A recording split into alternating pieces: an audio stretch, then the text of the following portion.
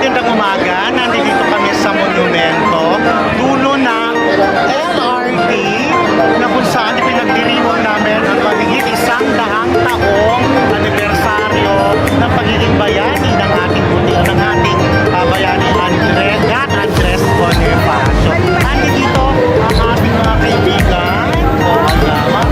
Kaway-kaway. Hello. Nandito mga taga-North. Ayun.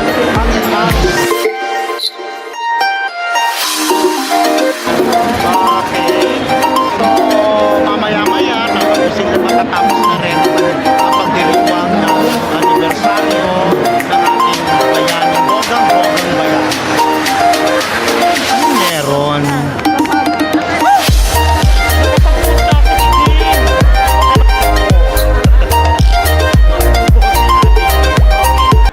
A few moments later.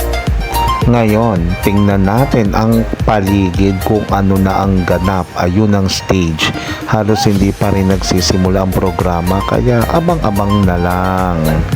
So, ayan ang mga empleyado ng Caloocan City Hall North and South. Ikutin natin. Tingnan, busy-busy. Kasi nga hindi pa nagsisimula. Yung iba nag-a-attendance pa.